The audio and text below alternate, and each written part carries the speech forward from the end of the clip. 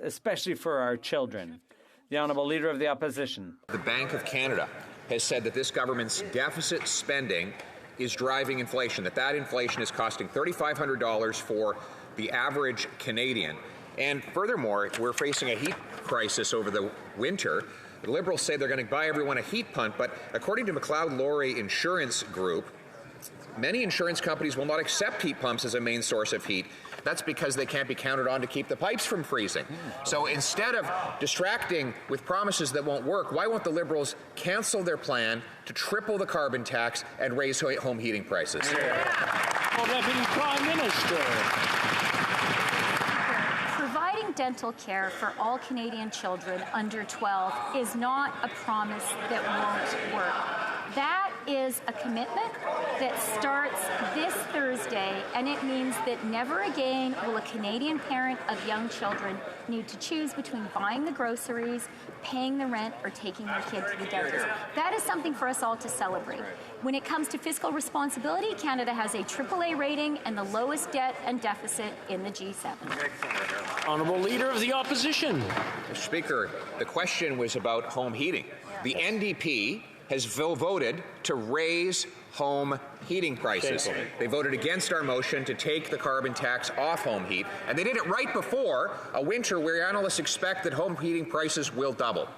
Now the Liberals say they'll buy everyone a heat pump, which insurance companies say will not be insured because you need a backup heat supply in order to keep the pipes from freezing. So instead of coming up with new schemes, why don't they just cancel the tax so Canadians can stay warm this winter?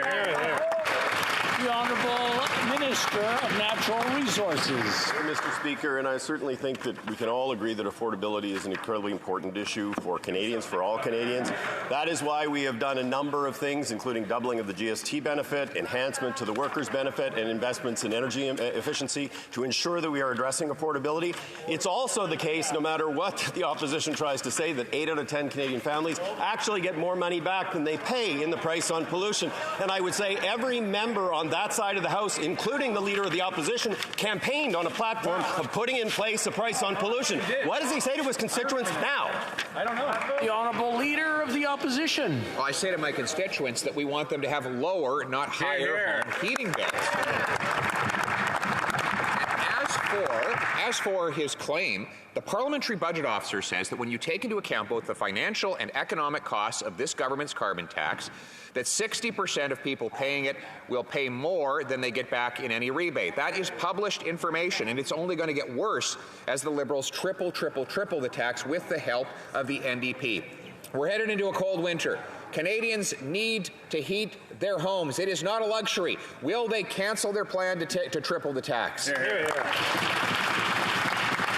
The Honourable Minister of Immigration. Mr. Speaker, with respect, the honourable member has now made the most bizarre argument I could have possibly imagined when it comes to inaction on climate change. He's now suddenly opposed to heat pumps. Heat pumps have the ability to reduce pollution in our community and bring the cost of power down, or heat, for homeowners who live in my community. This is particularly important as we're coming up on the winter season, and I'm so pleased to have been able to make an announcement in my hometown last week that will provide an upfront grant of up to $5,000 for homeowners to help them lower their heating bills every month. Mr. Speaker, we're going to continue to do what's right for climate change, but because we know the cost of inaction is simply too great to ignore. The Honourable Leader of the Opposition.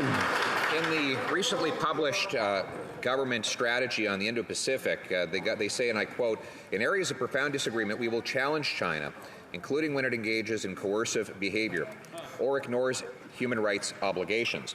There's a wave of protests across China right now, and there are now reports of government crackdowns against those protests. If the government is serious about what it put in its strategy, then will they indicate to Beijing that the peaceful protest should be allowed to go ahead and that any crackdown should be resisted? The Honourable Parliamentary Secretary to the Minister of Foreign Affairs. So we are following the unfolding events in China very closely. We remain in close contact with our embassy and consulate. We believe in freedom of expression at home and abroad, including in China, and that protesters should be able to peacefully protest and share their views without fearing for their safety. Mr. Speaker, we will continue to follow the events very closely. Thank you. The Honourable Member for Salaberry-sur-Loire. Mr. Speaker, let me sum it all up. According to Global News, there was Chinese interference in the 2019 election. At least 11 candidates are believed to have been funded by China.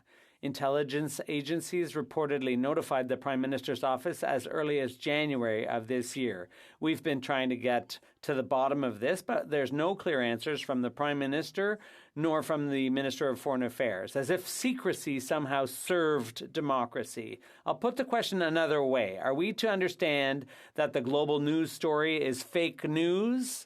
The Honourable Minister of Public Safety.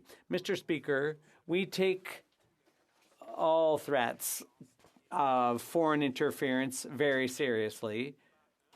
And that's why we created not just one, but two independent panels that confirmed the results of both elections, both in 2019 and 2021.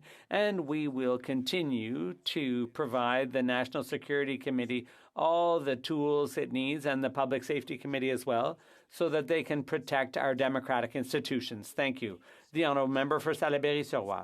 Mr. Speaker, let's say there was no Chinese interference in the financing of 11 candidates. Let's just say. But we do know there's a real risk. Just think of the Chinese researchers at the Winnipeg Lab